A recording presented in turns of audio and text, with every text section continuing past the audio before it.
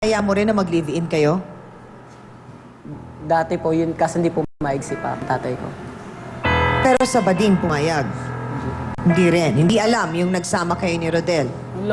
Alam po ng mother ko kasi nga po, yun nga po, sinasabi niyang hindi. Papa, yun yung sinasabi niya eh. Yun na. Alam na mama mo nagkasama tayo, pero yung sa'yo mo nakausap ko mama mo tungkol sa pag-alaslas, hindi ko nakausap yun. Mahalin ka. Mga kapatid, para tulungan po ang ating mga bisita sa kani-kanilang dalahin, ipapakausap po natin sila ng personal sa ating trio tagapayo para lahat po sila ay maliwanagan, lalong-lalo na po dito nga sa problema po ni Rodel na kanyang pananakit sa sarili niya at dito naman pong nangyayaring kalituhan kay Kent. Paano po niya nalaman na dalawa yung kapatid niya? Yung nagkikwento rin sa doon, sa Delpan. Sabi ko sa Delpan. Sa Binondo. Sa Delpan. O sige, yun ang ipanawagan mo mamaya. Sabi ko nga po, kung kahit nga po yung amo ko po mas matanda. Malambing din ako sa kanya. Sabi pa sa akin na amo ko, parang anak niya ako. Yung tipong, gusto ko yung mga ganun na walang mali. Ba't sila ganun? Diyos, tinatawag mo ba siyang papa mo? Hindi po. O pinamamalita? Talagang kaibigan lang talaga. Sabi ko sa kanila, pero kung ano, hanggang may Pero parang naguguluhan ka eh. Kaya yung sinabi mo na gano'n, yung di sana talagang is outright straight. Kung kasi yung naitanong pa sa'yo ni Father, kung ano ba pag nananaginip Opo, babae po. Nakita at narinig na po natin ang ilan sa mga mahalagang bahagi po ng naging counseling ng ating mga bisita kasama ang ating tagapayo. Sa punto pong ito, meron pa rin po silang nais sabihin sa inyo. Sana ipakinggan ninyo mabuti. Simulan ko po kay Attorney Acosta. Rodel, bata ka pa, no? Irerespeto ko ang iyong damdamin. Ngunit sana ay magmahal ka, subalit doon sa karapat-dapat na suklian din ng pagmamahal ang iyong naipapakita. Huwag mong sayangin ang iyong buhay dito sa mundo. May kaakibat na pakinabang dapat ang maibigay mo sa iyong sarili. Kaya Kent, baguhin mo ang buhay mo, no? Kung para sa babae ka, ay manindigan kang para asahin ang mga ganitong klaseng tao na mayroong damdamin na para bagang sila ay okay sa'yo. So baguhin mo rin ang paraan ng iyong pamumuhay. At sabi mo, gusto mo rin magtrabaho at nakapasa ka sa exam, kung ano man yon, sana yun na ang tahakin mong landas sa ikabubuti ng iyong buhay. Marami pong salamat, Attorney Benedicto Acosta Jr. Dr. Camille. Nung nagka-counseling kami ni Rodel, nakita ko na talagang siya ay may ambisyon, may mga aspirations sa buhay. Kaya sabi ko sa kanya, ano ba itong ginawa mo sa katawan mo na sinugat-sugatan mo na talagang magiging tanda na ikaw ay talagang sinubukan mong magpatiwakal. Sabi nga niya, parang siya rin nga ay nagsisisi. So since sinabi niya na meron siyang talagang gusto mangyari sa buhay niya, at ako'y natutuwa dahil sabi nga niya public administration pa ang kanyang kinukuha, na talagang sabi ko pag public administration ay talagang ito ay nagpapakita na ikaw ay may potensyal na maging isang leader. At bilang isang leader, mayroong mga taong sumusunod sa iyo. At sinabi nga niya na siya ay isang SK leader. E di sabi ko, di gumawa ka ng paraan na makakaumuli ng scholarship. At yun nga ang talagang gusto niyang goal ngayon ay talagang makita niya ang kanyang dalawang kapatid din na pinamigay ng kanyang ina. So sabi ko, pwede kang manawagan.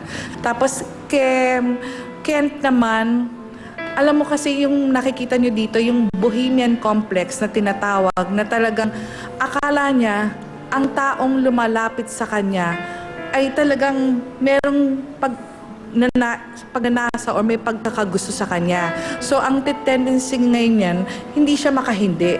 Much as pwede naman yan sabihin na ayoko, parang siya, wala siyang refusal sa mga ganitong pero kung talagang sabihin na natin na siya ay may tamang disposisyon at talagang naninindigan siya at alam niya kung anong kanyang orientation, hindi niya hahayaan na itong mga lumalapit sa kanya, i-entertainin niya. Dahil palagi niya sinasabi na walang choice. Imposibleng walang choice ang isang tao dahil ang isang tao ay binigyan talaga ng free will para talaga malaman ko ano ang tama at mali sa buhay. Yun lang po. Maraming pong salamat, Dr. Camille Garcia. Reverend Richard. Mahalaga sa simbahan ng mga kabataan, katulad nila Kent at nila Rodel. Kaya nanghihinayang yung simbahan pagka napariwara ito mga ito o naligaw ng landas. Pero desisyon na rin nila, katulad ng desisyon ni Rodel at saka ni Kent. Pero hindi natin pwedeng husgahan kung anuman ang desisyon ng isang tao. Magmahal sa kapwa lalaki o magmahal sa kapwa babae. Pero sa simbahan, lahat tanggap, lahat malaga, lahat minamahal. Gusto lamang namin sana magkaroon ng magandang kinabukasan ng mga kabataang ito. Si Kent, sana maging liwanag na sa isip niya kung ano talagang gusto niya sa buhay niya. At kay Rodel naman, sana makatapos ka na sa pag-aaral mo. At kahit na ang desisyon mo maging bading, pahalagahan at mamahalin ka pa rin namin. Pero mas gusto ko makita ka, anak, bading ka pero may diploma ka. God bless you and may you see the light. Maraming pong salamat, Reverend Richard Bolatan. Kent, sana nakatulong para sa iyo ang naging counseling ng ating trio tagapayo. Nasaktan mo ang damdamin ni Rodel. Bes, alam ko, di ba sinabi ko naman sa'yo na mahal kita kasi kaibigan kita. Kumbaga yung pagmamahal ko sa'yo bilang kaibigan, higit pa yun sa inaasa mong mahalin kita bilang maging syota ako, higit pa yun dahil kumbaga ikaw lang, alam mo naman eh, di ba? Sorry kung nakagawa ko ng kasalanan sa'yo, basta kaibigan pa rin kita. Rodel, narinig mo ang mga sinabi ni Kent, humihingi siya ng tawad. Pinapatawad mo na ba siya?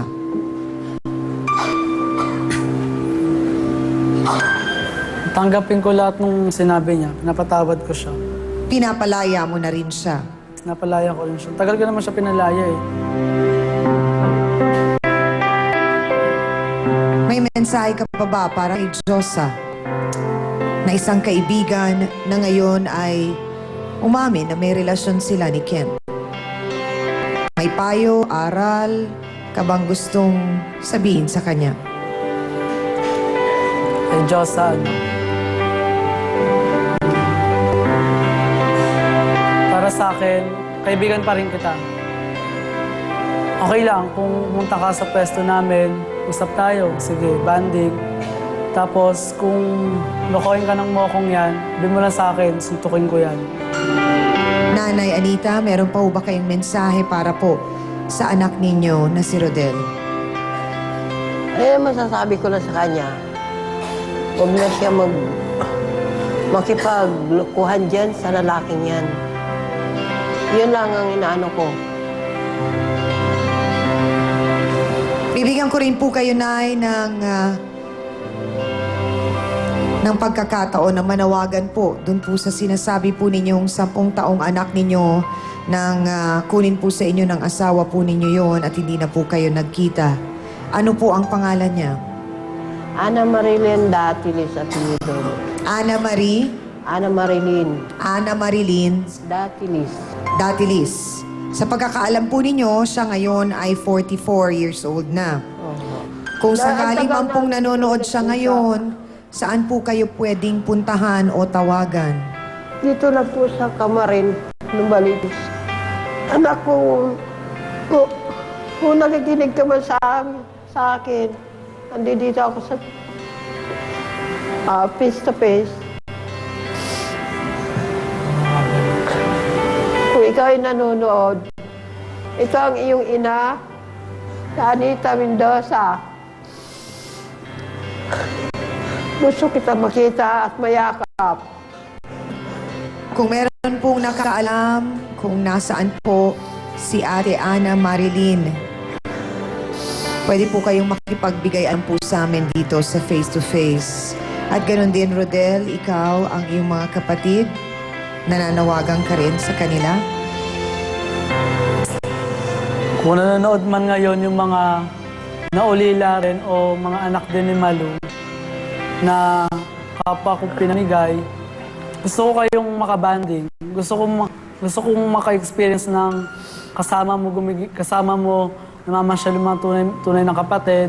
Yun. Gusto ko kayo makita. Yun lang po. Maraming salamat, Rodel. At maraming salamat sa ating mga bisita.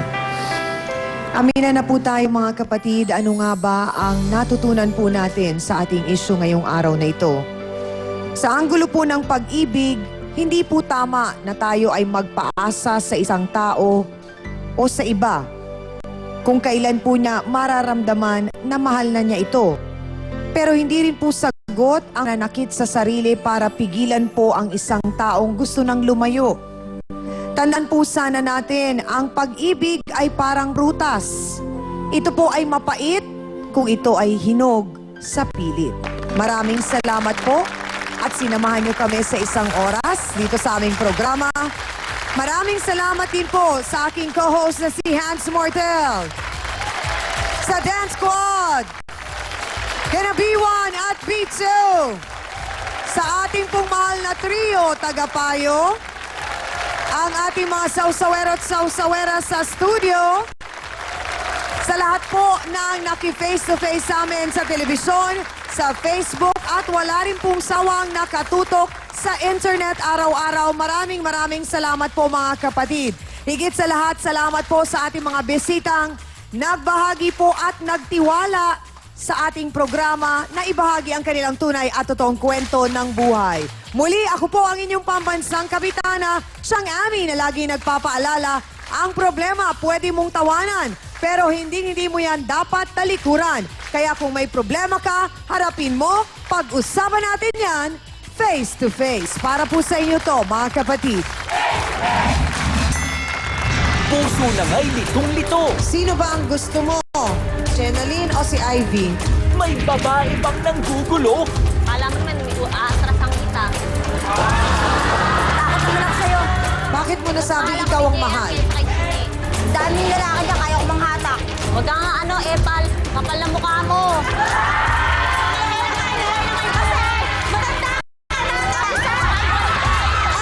Magsawsaw na sa Face to Face. Ngayong Miyerkules, bago ang